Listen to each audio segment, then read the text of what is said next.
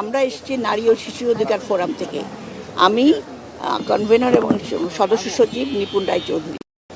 আমাদের এই যে আমরা এসেছি মূলত এই যে রামিসার যে নৃশংস হত্যাকাণ্ড তাদের পরিবারকে সান্ত্বনা দিতে এবং আমাদের যদি কিছু করণীয় থাকে আমরা।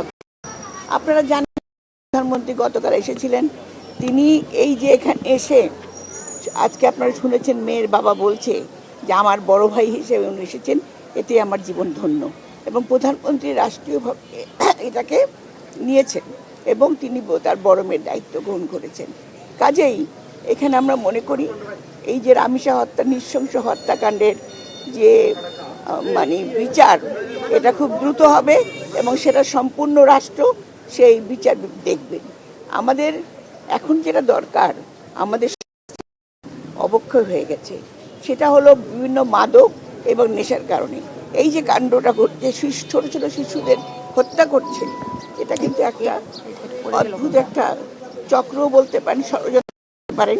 কারণ এই সরকার এসছে মাত্র 2 মাস হলো, সেখানে বিভিন্ন রকম এই সরকার যে কাজগুলো করতে যাচ্ছে তাকে বাধাগ্রস্ত করার জন্য অনেক রকম ষড়যন্ত্র চলছে। কাজে এটাও আমাদের স্মরণ রাখতে হবে এবং আমাদের জনগণের সচেতনতা বাড়াতে হবে। কাজে আজকে আমরা মনে করি মাননীয় প্রধানমন্ত্রী যখন এসেছেন, এখানে নিপুণ রায়চৌধুরী তার ব্যক্তিগত বেতন থেকে 50,000 টাকা এখানে মেয়ের বাবাকে দিয়েছে কুলখানির অ্যাডভান্স হিসাবে। তো আমরা আমাদের নারী ও শিশু অধিকার ফোরাম থেকে আমরা আমাদের যতখানি বিভিন্ন পর্যায়ে যেখানে নারী ও শিশুরা অত্যাচারিত হচ্ছে কিংবা এইভাবে নৃশংস হত্যাকাণ্ডের শিকার হচ্ছে, সেখানে আমরা যাচ্ছি। এখানে আমাদের মাননীয় প্রধানমন্ত্রীর নির্দেশে আমরা কাজ করছি।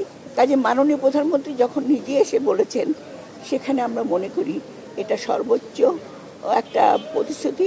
এবং তিনি আপনারা জানেন এই প্রধানমন্ত্রী হওয়ার পরে ওনার যে ইশতেহারে নির্বাচন যে সমস্ত প্রতিশ্রুতি দিয়েছেন, সেগুলো উনি একটা একটা করে কাজ করে যাচ্ছে। তা আমরা আশা করব আপনাদের সহযোগিতা পেলে, জনগণের সহযোগিতা পেলে আমরা ইনশাল্লাহ এই যে রামিসার যে হত্যাকাণ্ড, সেই হত্যাকাণ্ডের প্রকৃত বিচার পাবো।